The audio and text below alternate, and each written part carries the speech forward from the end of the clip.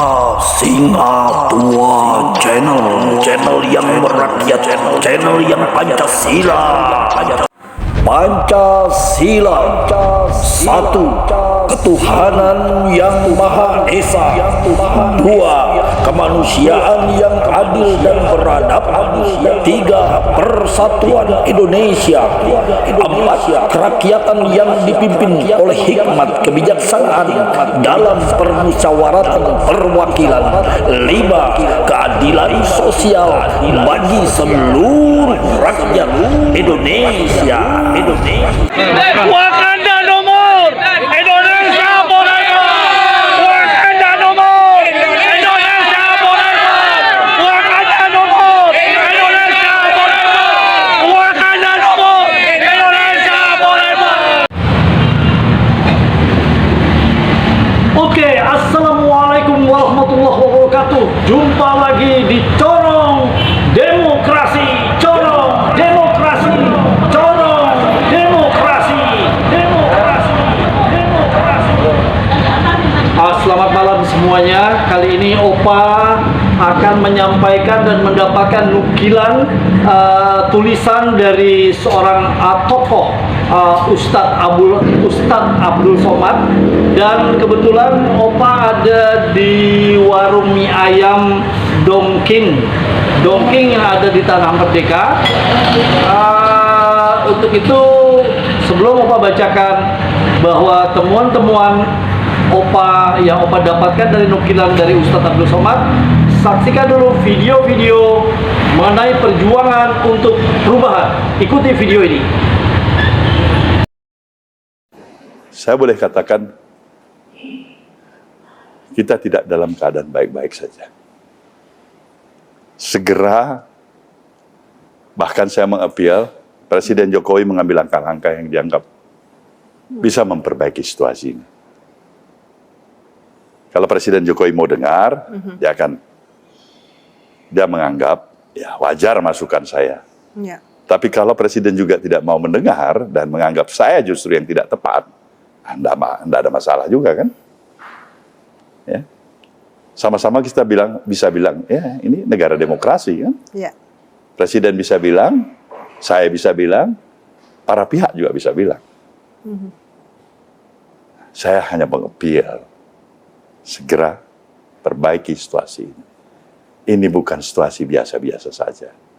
Ini lampu kuning bagi jalannya administrasi pemerintahan di bawah kepemimpinan Presiden Jokowi. Akhirnya ketahuan kenapa Cina dukung penuh Jokowi.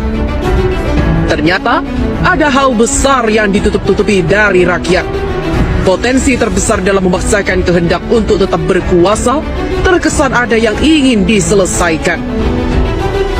Tolong diviralkan agar semua bangsa Indonesia tahu dan sadar bahwa NKRI di ujung tanduk, bahwa begitu banyak tudingan dari berbagai lapisan rakyat, tokoh-tokoh nasional kepada Presiden Jokowi dari sekian banyak janji-janji bohong, dari buat aturan-aturan yang menguntungkan asing atau Cina Tiongkok, dari ekonomi Indonesia yang salah kelola atau sengaja dibangkrutkan sehingga Indonesia menuju kebangkrutan ekonomi, sampai RUU HIP yang dianggap melanggar pasal 2 pidana karena usaha merubah Pancasila, yang kemudian banyak tokoh-tokoh masyarakat dan rakyat yang dengan keras meminta Jokowi mundur.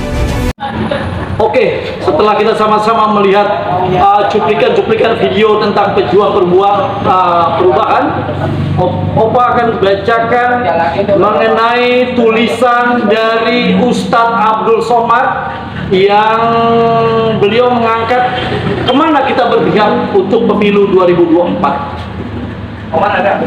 UAS bertanya kepada jamaahnya, andai kita hidup pada zaman Fir'aun, kira-kira kita jadi pengikut siapa? Fir'aun atau Nabi Musa? Jamaah serempak berkata, Musa. Jawab jamaah kompak. UAS bilang yakin. Jamaah bilang yakin. UAS tersenyum. Tapi yang membangun kota Mesir Fir'aun, yang bangun infrastruktur juga dia, yang bangun piramida Fir'aun, yang paling kaya Fir'aun, yang paling punya bala tentara banyak dan kuat Fir'aun, yang punya banyak pengikut Fir'aun, yang bisa memberi perlindungan dan jaminan Fir'aun, yang berkuasa Fir'aun, yang bisa menyediakan makanan dan minuman Fir'aun, yang bisa adakan hiburan Fir'aun, yang bisa buat pusat perbelanjaan Fir'aun.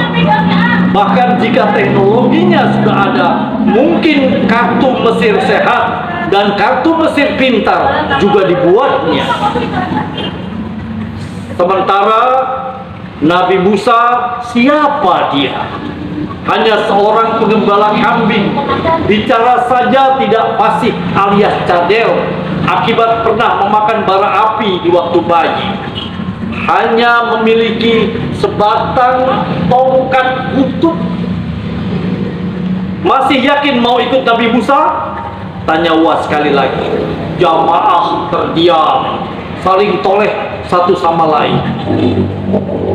Uwas, Ustaz Abdul Somad berkata kembali, kerjaan Nabi Musa hanya sebagai penjaga kambing, tiba-tiba mau mengajak kita menyeberang lautan tanpa memakai sampan, tanpa perahu, tanpa kapal. Apakah yakin kita mau ikut Nabi Musa?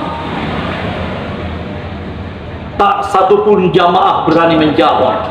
Semua tertunduk, diam seribu bahasa. Uwas berkata kembali, betapa sesungguhnya manusia zaman Fir'aun dan zaman sekarang tidak ada bedanya. Di zaman sekarang ini mayoritas tergila-gila pada harta, wanita, pangkat, jabatan, pujian, rayuan, cinta, materi, awan, cinta keduniawian.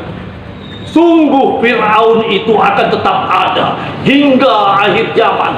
Hanya saja berubah wajah dan bentuknya, juga namanya. Namun secara hakikat dia akan terus ada. Sebab sejarah akan berulang dan kita harus tetap yakin, seyakin-yakinnya. Bismillah. Fir'aun dikalahkan oleh Musa karena kuasa Allah Azza wa Jalla. Siapapun yang akan jadi pemimpin itu sudah menjadi takdir, sudah tertulis di Lauhul Mahfuz. Tetapi Allah Subhanahu wa Ta'ala akan mencatat di mana kita berpihak. Oke, terima kasih. Itu saja yang baru saja Opa sampaikan di dalam nukilan dari Ustaz Abdul Somad. Dan pada malam ini Opa membuat konten ini ada di warungnya Don King mie ayam di Tanah Merdeka, tempat depannya koridor Tanah Merdeka.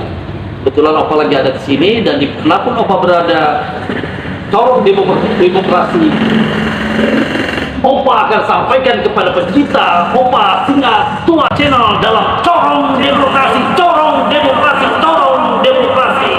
Wassalamualaikum warahmatullahi wabarakatuh. Waalaikumsalam warahmatullahi wabarakatuh. Ternyata ketahuan kenapa Cina dukung penuh Jokowi. Ternyata ada hal besar yang ditutup-tutupi dari rakyat. Potensi terbesar dalam memaksakan kehendak untuk tetap berkuasa terkesan ada yang ingin diselesaikan.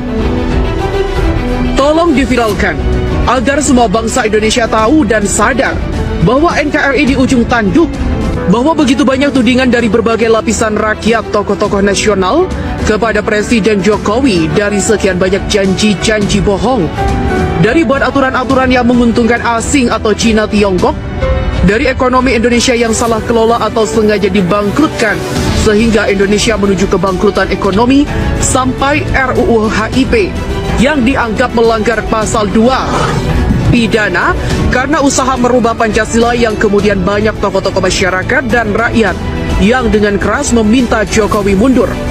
Semua itu Sepertinya Presiden Jokowi dengan santai tidak menanggapi, bahkan kelihatan seperti tidak peduli kondisi ekonomi di Indonesia yang benar-benar menuju kehancuran.